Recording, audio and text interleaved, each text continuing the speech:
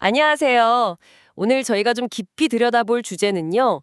중국의 대표 기술 기업이죠. 화웨이 그리고 SMIC.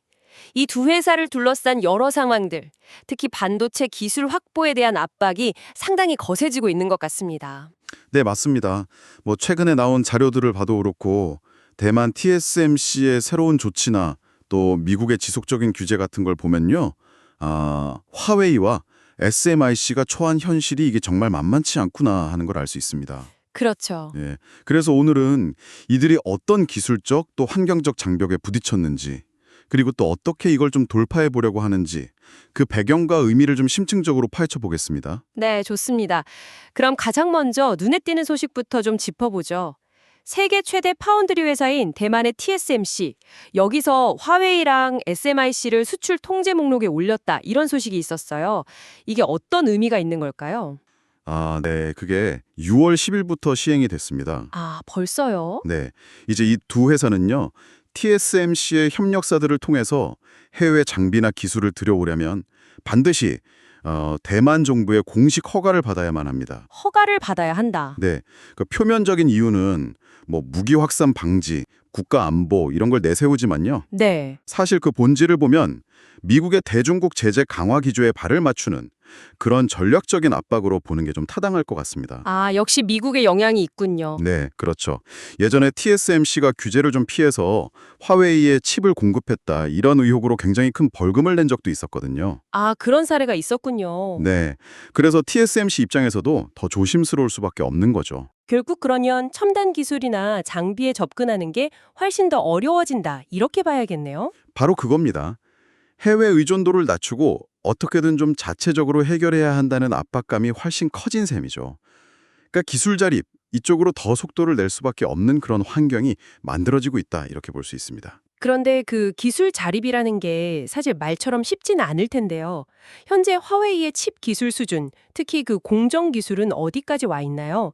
혹시 5나노 진입 얘기가 있었는데 그건 아직인가요? 네, 맞습니다. 여러 분석 결과를 보면 화웨이의 가장 최신 스마트폰 칩인 기린 9020이나 또 노트북용 칩 기린 X00 같은 것들이요.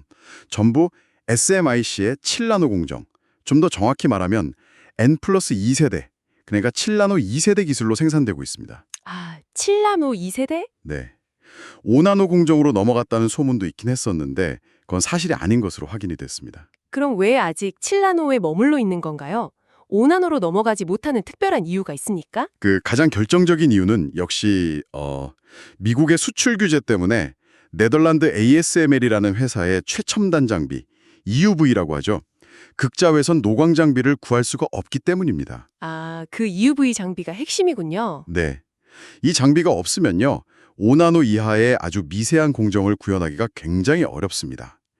만약 구형 DUV 장비로 이걸 하려면 멀티 패터닝이라고 해서 훨씬 더 복잡하고 까다로운 작업을 여러 번 반복해야 하거든요. 여러 번이요? 네.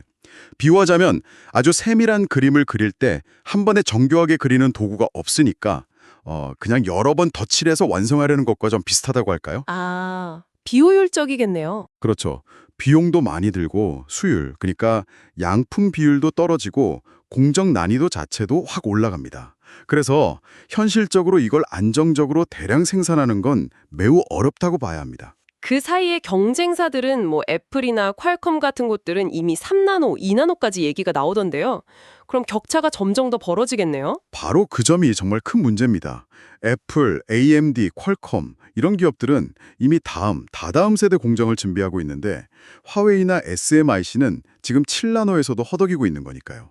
이대로 가면 기술 격차가 최소 3세대 이상 벌어질 수도 있다. 이런 분석까지 나오고 있습니다. 3세대면 엄청난 차이인데요. 네, 이게 단순히 좀 늦어진다 이런 수준이 아니라 경쟁에서 뒤처지는 속도가 점점 빨라지고 있다는 거죠. 이런 상황에서 하드웨어 장비뿐만 아니라 그 소프트웨어 쪽 규제도 있다고 들었습니다. 칩 설계할 때 꼭 필요한 EDA 툴, 이것도 막혔다고요? 네. EDA, 그게 이제 전자 설계 자동화, 일렉트로닉 디자인 오토메이션 툴인데요. 정말 복잡한 반도체 칩 설계를 검증하고 최적화하는데 없어서는 안 될 필수적인 소프트웨어입니다. 네. 근데 미국 정부가 시놉시스나 케이던스 같은 자국 기업들한테 이 첨단 공정용 EDA 툴을 중국에 판매하지 못하도록 제한을 걸었습니다. 특히 3나노 이하 공정에 필요한 GAFET 같은 새로운 트랜지스터 구조 설계에는 더 정교한 EDA가 필요하거든요. 화웨이 입장에서는 이것도 정말 큰 장벽일 텐데 그럼 이건 어떻게 대응하고 있습니까? 그 부분이 또 상당히 흥미로운 지점인데요. 화웨이가 이런 상황을 어느 정도 예견하고 있었던 것 같습니다. 자체적으로 14나노급 공정에 사용할 수 있는 EDA 툴 개발에 성공했다. 이렇게 알려져 있습니다. 자체 개발을 했다고요? 14나노급이면? 네. 그래서 현재 생산하는 7나노 칩에는 이 자체 개발 툴을 활용하고 있는 것으로 보입니다. 아, 그렇군요. 네.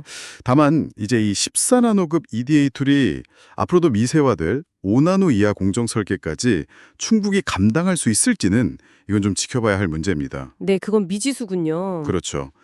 그리고 또 이게 역설적인 부분인데 미국의 제재가 오히려 중국 내에서 자체 EDA 기술 개발, 예를 들면 엠피리아 같은 회사의 성장을 자극하는 측면도 있습니다. 물론 일각에서는 미국 EDA 소프트웨어를 불법 복제해서 사용하는 것 아니냐는 의혹도 계속 제기되고는 있습니다. 참 여러 가지 어려움 속에서도 화웨이가 작년에 메이트 70 시리즈 같은 신제품을 계속 내놓는 걸 보면 대단하다는 생각도 좀 듭니다. 맞습니다. 그 메이트 70에 들어간 기린 90220 칩을 보면요. 12개 스레드를 처리하는 CPU, 그러니까 하이퍼 스레딩을 지원하고요. 또 GPU 성능도 개선된 말레운 9020을 탑재하는 등 나름대로 성능 개선 노력을 보여줬습니다. 네, 어떻게든 따라가려는 노력이 보이는군요. 네. 물론 경쟁사들의 최신 칩에는 아직 미치지 못하지만 이런 제재 하에서도 기술 개발을 포기하지 않고 있다는 증거라고 할 수 있겠죠. 하지만 현실적으로 봤을 때 5나노 칩 양산은 빨라야 2026년 이후에나 가능할 것으로 점쳐집니다. 2026년 이후 아직 시간이 꽤 남았네요. 그렇죠. 그래서 중국 정부와 기업들이 자체적으로 EUV 장비를 개발하려고 하고 있고요. 2025년 3분기 시험 생산을 목표로 하고 있다고 합니다. 또 시캐리어 같은 협력사를 통해서 장비를 국산화하려는 노력에도 정말 막대한 자금을 쏟아붓고 있습니다. 네, 오늘 말씀 쭉 들어보니 정리가 좀 되네요. 결국 화웨이와 SMIC는 TSMC의 추가적인 압박, 그리고 미국의 핵심 기술, 그러니까 EUV 장비나 EDA 소프트웨어 수출 제한이라는 이중 장벽에 딱 부딪힌 상황이군요. 네, 그렇습니다. 첨단 반도체로 나아가는 길이 굉장히 험난해진 것은 분명해 보입니다.